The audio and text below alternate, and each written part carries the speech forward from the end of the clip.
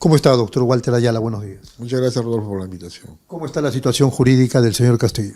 Bueno, la verdad la situación jurídica del presidente Castillo, yo digo, más que jurídica es política, ¿no? Porque hemos visto de que está preso por un supuesto delito de rebelión, y rebelión es alzarse en armas. Él nunca se alzó en armas, pero los jueces ahora dicen que no es tanto por el tema de la tipicidad, sino por el peligro de fuga. También hemos visto que la Embajada de México ha emitido un comunicado donde indica que Pedro Castillo nunca pidió asilo político. Entonces ahora no sabemos bajo qué nuevo argumento lo van a decir ahora para mantener preso todavía al presidente Pedro Castillo. ¿Pero a dónde se iba el presidente con Aníbal Torres entonces en ese vehículo ese día de diciembre?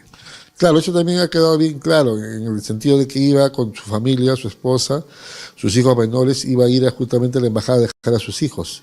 Eso ya lo dijo él mismo, eso lo ha dicho Aníbal Torres, pero lo que no iba a hacer es el fugarse, ¿no? Como dicen las autoridades judiciales y fiscales. Como digo, prueba de eso es que la misma embajada ha emitido un documento oficial donde dice que el presidente Pedro Castillo nunca pidió asilo político y nunca no quiso tampoco no quedarse en la embajada, ¿no? Pero sí, de acuerdo a la lógica de ustedes, había solicitado asilo para su familia. No, o sea, lo que entiendo es que la información que tenía Pedro Castillo en ese momento es que iban a detener a su familia, ¿no? Y él quiso poner a buen recaudo a su familia, ¿no? Eso es lo que se ha dicho en todo este tiempo, ¿no? Si no se dio el delito de rebelión, que aparentemente no calza con lo que se está investigando, ¿qué se dio ese día? Porque todos vimos por la televisión a nivel nacional la pretensión del autogolpe. Claro, mira, ante todo hay que diferenciar el campo político al campo jurídico. Dentro del campo político existe lo que se llama la infracción a la Constitución. Y una infracción a la Constitución es cerrar el Congreso. Entonces, si nosotros vamos a hablar técnicamente, lo que sucedió ese día pudo ser, no digo que haya sido, pero pudo ser una infracción a la Constitución, lo cual se debió llevar siguiendo un debido proceso, que tampoco no se siguió. ¿Qué tipo de infracción a la Constitución se dio, según ustedes, en ese momento? Ya, yo no digo que se haya llevado, ¿no?, una infracción, no, posiblemente, ¿no? La Constitución en su artículo 117 indica, ¿no?, que el presidente puede ser vacado, uno, por cerrar el Congreso; otro, ¿no?, por salir del país sin haber pedido permiso; y otro por no dejar que los organismos electorales se junten, ¿no? Esa es una infracción que está en la Constitución, el 117, concordado con el 113 y el 103, ¿no? Entonces, ¿qué infracción cometió el presidente Pedro Castillo? Como digo, ¿no?, puede haber sido una infracción en la Constitución por haber querido cerrar el Congreso, ¿no?, bajo ese argumento, yendo al tema político, ¿no? Pero en el tema penal, ¿no?, que es lo que estamos hablando, es que él nunca cometió el delito de rebelión, pues, ¿no? Rebelión es alzarse en armas, como yo digo, ¿no? Él nunca se alzó en armas, o sea, nunca hubo, por lo tanto, delito. Pero sí aceptan que pretendió entonces cerrar el Congreso. Lo que él dio fue una proclama, ¿no? O sea, para cerrar un Congreso tiene que haber primero una concertación. O sea, él debió de haber concertado con las Fuerzas Armadas y cerrar el Congreso. Técnicamente, ¿no?, lo que él habría dado sería, ¿no?, encajaría dentro de una tentativa, ¿no? Y una tentativa, por cierto, imposible. Es como ¿no?, pretender matar a alguien, pero no lo ha matado, pero era una pretensión. Eso no es lo mismo que delito de homicidio. Claro, justamente hay muchos juristas, entre ellos el maestro Eugenio Zaffaroni, ¿no?, que habla de la tentativa imposible, ¿no?, que es la figura cuando alguien, digamos, ¿no?, quiere hacer algo, pero no tiene, digamos, el dominio para hacerlo, ¿no? Es como que yo te mato, pero con una pistola de juguete, ¿no?, o con mi mano, ¿no? Es algo imposible, porque nunca, ¿no?, una pistola de juguete va a disparar, ¿no?, una bala, ¿no? Es algo lo que se conoce en el mundo jurídico como tentativa imposible o inacabada, ¿no? Pero siguiendo ese ejemplo, la persona sabe que esa pistola es de juguete. Él no pretende matar a nadie, ¿no? Solo amenazar seguramente, asustando a la gente, asumiendo o haciendo creer que es un arma de fuego. Pero en el caso de Pedro Castillo, él tenía la pretensión de cerrar el Congreso. Ahora, que no se hayan dado las condiciones o no haya hecho la coordinación pertinente es otra cosa, pero la pretensión estaba dada. Es que yo te digo una cosa, mira, para cerrar el Congreso o para dar un golpe de Estado se necesita el uso de la fuerza. él solo nunca va a poder hacer nada, ¿no? Lo que él dice es que él dio una proclama política, ¿no? Dio una proclama política porque él tenía conocimiento que ese día él lo iban a vacar en el Congreso y iban a detener a su familia, ¿no? Esa es la información que él tenía, ¿no? Y ante los pedidos, ¿no?, del pueblo, él dio esa proclama. Él sabía que eso no se iba a ejecutar. ¿Y esto de la detención que él ordenó a la fiscal de la Nación está probado? No, eso es falso. Definitivamente, yo he hablado con el presidente y me dice que él nunca dio orden a nadie, ¿no? Lo que él dio fue un discurso, fue una proclama política, que él sabía de que los militares no le iban a hacer caso, pero justamente los militares estaban confabulando con el poder legislativo, ¿no? Prueba de ello es que mandos militares ya se habían reunido previamente, ¿no?, con este señor Luciano López, ¿no?, quien es una persona... Siguiendo entonces la lógica, hubo una pretensión, pero que no se plasmó, y por lo tanto ustedes dicen sí, puede haber habido una infracción constitucional. En ese momento entonces el presidente dejaba de serlo. ¿Qué correspondía? ¿Correspondía dejarlo así nomás o había que detenerlo? No, es que cuando tú hablas de una infracción de la Constitución, ahí no hay detención. La detención viene en el tema penal. En el tema penal no ha habido delito de rebelión, por lo tanto no ha habido flagrancia y mucho menos era cuestión de detenerlo. Yo no digo que haya habido una infracción, yo te hablo como abogado constitucionalista y veo el tema técnico, ¿no? Yo digo, podría haber una infracción en la Constitución, la cual se debió haber llevado respetando el debido proceso. Quiere decir esto, presentando una moción de orden del día por infracción, firmado por lo menos por 26 congresistas, esto correrle traslado al presidente y llevarlo, ¿no?, al pleno, ¿no? Y con 89 votos, o con 87 votos, se debió de vacar al presidente, o 103 votos, ¿no?, si no se quiso seguir todo este trámite, ¿no?, lo cual tampoco no se alcanzó ese día, ¿no? Esa era una posibilidad, los 103 votos para la vacancia inmediata, pero creo que se alcanzaron 101. Exacto, o sea, tampoco llegaron, ¿no?, a alcanzar los cuartos, las cuarta partes, ¿no?, del voto total del número de congresistas, ¿no? Técnicamente el presidente nunca fue vacado. Eso es lo que yo he dicho, justamente por eso se presentó una acción de amparo que actualmente se encuentra ante la Corte Suprema por esa fundamentación, ¿no? Uno, no se respetó el debido proceso, y dos, tampoco para una vacancia express, tampoco no se estableció, ¿no?, los votos mínimos que pedía el mismo reglamento del Congreso, ¿no? Frente a eso, digamos, el presidente de la República es detenido como tal y después lo llevan, me parece, a la Avenida España. Sí, lo llevan a la Avenida España. Y ahí aparece la fiscal de la Nación también. Aparece esta señora sinvergüenza, ¿no?, que ahora vemos, ¿no?, que estaba pues jugando a pared con el Congreso y con muchos congresistas fujimoristas, ¿no? Hemos visto eso, ya quedó demostrado para todos los peruanos, ¿no? O sea, se decían ser luchadores de la legalidad, pero eran quienes planearon, ¿no?, quienes conspiraron contra el presidente Pedro Castillo. Vemos de que nunca existió delito, sin embargo, ¿no?, él está preso hasta el día de hoy, ¿no? Ya más de año y medio preso en un penal de Barbadillo, ¿no? Bueno, justo eso le iba a decir. Si está claro que fue una pretensión, que no ha habido una razón fundamental para detener a alguien que además ni siquiera había sido vacado como presidente, ¿por qué sigue preso? ¿Sabes por qué sigue preso, Rodolfo? Porque actualmente en el Perú no vivimos en una democracia. Actualmente en el Perú se ha instalado una dictadura cívico-militar y lamentablemente, ¿no?, los poderes, como es el poder judicial, quien debe de velar, ¿no?, por la justicia, se está prestando al juego.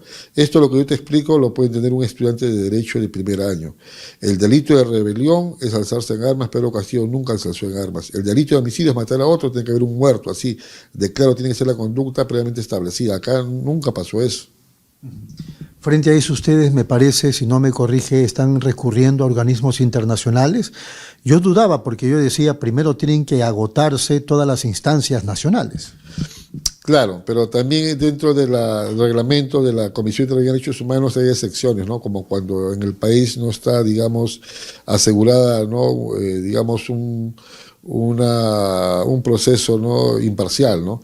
En este caso vemos, ¿no?, que el día 7 de diciembre quienes apoyaron a la señora Boluarte era la misma presidenta del Poder Judicial, Elvia Barrios. Vemos que esta señora Patricia Viegas también estuvo ahí al costado, y lo mismo del Tribunal Constitucional, ¿no? Si las primeras personas que son, digamos, ¿no?, las cabezas del sistema de justicia han estado presentes el día que vacaron a Pedro Castillo, ¿cómo nosotros vamos a confiar en este sistema de justicia, ¿no? Es por eso que hemos recurrido de manera directa, ¿no?, a la comisión, y entiendo ya de que ya debió haberse pronunciado. Sin embargo, hasta el momento de hoy tampoco, digamos, en pronunciamiento, y eso de repente es por la falta de repente, ¿no?, de capacidad económica que actualmente pasa el presidente Pedro Castillo, porque estamos limitados de viajar, inclusive los trabajos que hacemos a voces ad honorem, a nosotros nadie nos ha pagado un solo hasta el momento, estamos nosotros haciendo un trabajo inmensamente peleando contra un monstruo prácticamente, porque la dictadura son monstruos disfrazados de democracia. Eso último que dijo usted es un buen tema, porque, por ejemplo, claro, salvando las distancias, a la fiscal de la Nación, digamos, suspendida o destituida, Patricia Benavides, a sus abogados les pague el Estado.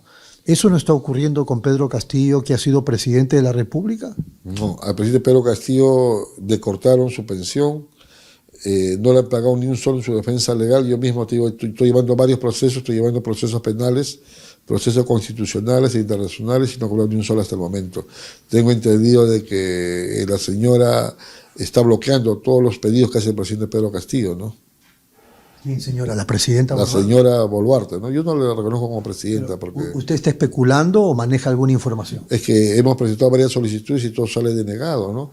En la justicia, no, también en el poder legislativo, lo hemos pedido de manera directa, ¿no? Y todos nos lo están rechazando. Bueno, pero Boluarte, ¿qué tiene que ver con el Congreso? Digo, en todo caso el Congreso la maneja ella. Eso se pide al mismo Ejecutivo, ¿no? Los pagos de los abogados. Ajá. Eso lo maneja ella, al menos la PCM, ¿no? Vemos que este señor que está actualmente, el señor anterior, ¿no?, son parte de toda esta red, ¿no? Claro. Y lo está bloqueando, dice usted. Así es.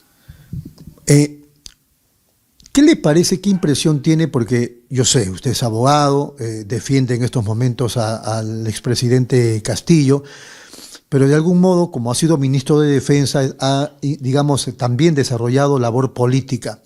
¿Qué impresión le parece esta crisis que estamos viviendo los peruanos? Ya estamos algo cerca a las elecciones del 2026, vemos algunas candidaturas que se expresan de manera informal, si se quiere, pero se expresan. Alberto Fujimori, después está el señor Añaños, un empresario, Antauro Humala, Francisco Sagasti, que aparentemente también podría estar en el bolo, Aníbal Torres, que dicen es muy querido en la zona sur del país. Bueno, con relación al tema político, primero del país, vemos que el país cada vez está más al piso económicamente, ¿no? Hay más pobres que antes de la pandemia, ¿no? Quiere decir que esta gestión está bien pésima, ¿no?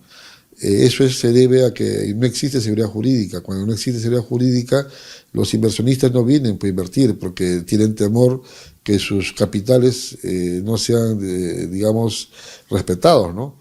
Eso normalmente ocurre, ¿no?, en los gobiernos que tienen democracia que no están sólidas, ¿no? Ahora, con relación al tema político, bueno, recién se está viendo, ¿no?, quienes están saliendo por ahí como posibles candidatos, ¿no? Con relación al señor Fujimori, sabemos que el señor tiene una condena de lesa humanidad.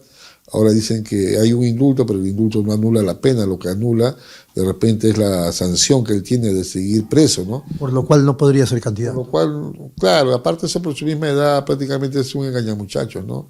Es simplemente para que llamar la atención a la prensa, ¿no? Una coartada de la señora Keiko Fujimori para luego ser la candidata. Así es. Yo pienso que va por ese lado, ¿no?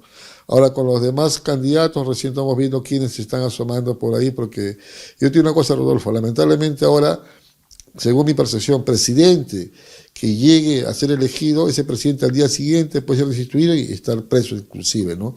Porque no existe ahorita un equilibrio de poderes. Lamentablemente, el voto de confianza ha desaparecido. Lamentablemente ahora se ha roto el equilibrio de poderes y por lo tanto existe una dictadura. Para que exista democracia en un país tiene que haber equilibrio de poderes. Pero ahora vemos que hay un Congreso que domina todo. Prácticamente el Ejecutivo y el Poder Judicial están sometidos, ¿no? Porque si no, mañana lo hacen una acusación constitucional y lo vacan porque tienen ya la mayoría, ¿no? Entonces eso de ahí se tiene que corregir. Muy bien, termino con esta. Usted es abogado del señor Pedro Castillo por el caso del delito presunto de rebelión o es abogado de Castillo por todos los casos?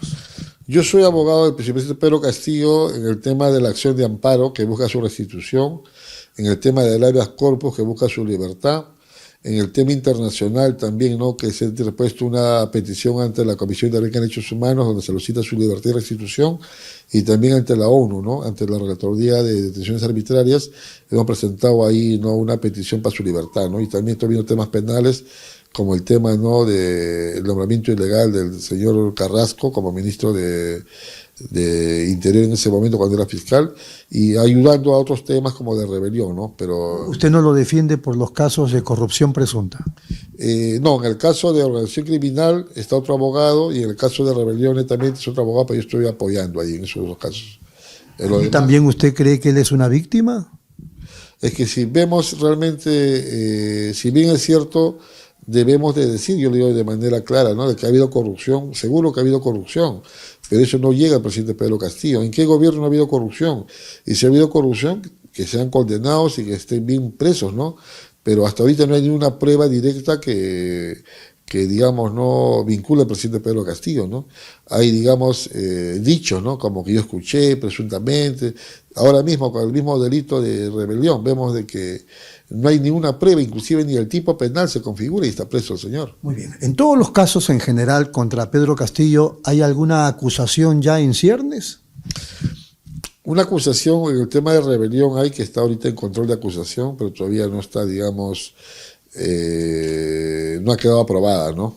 Es el señor Cheklen, a quien también hemos pedido su recusación, por cierto, quien está viendo este tema. El señor Cheklen, como yo dije, tiene que retirarse. El señor está vinculado en tema de corrupción y no es posible, pero no que una persona cuestionada esté viendo, ¿no?, este tema tan delicado del presidente Pedro Castillo, ¿no? Pero insisto, a propósito de lo que acaba de decir, ¿eso significa que quizá en cuestión de meses ya se inicie un juicio oral? Probablemente. Es algo que esperemos que no se llegue a concretar. Esperemos, ¿no?, que la Junta Nacional de Justicia, que hemos pedido ahí una medida cautelar que separe al señor Cheklen, se pronuncie prontamente, o en todo caso el señor Cheklen no se aparte, o en el peor de los casos que este señor sea transparente, que sea por humanidad, y haga lo correcto, ¿no? Muy bien. Doctor Ayala, ha sido muy amable. Muchas gracias. Muchas gracias, Rodolfo, por la invitación. Ha sido Walter Ayala. Vamos de inmediato a la pausa. Amables televidentes, regresamos con más en Pulso Informativo.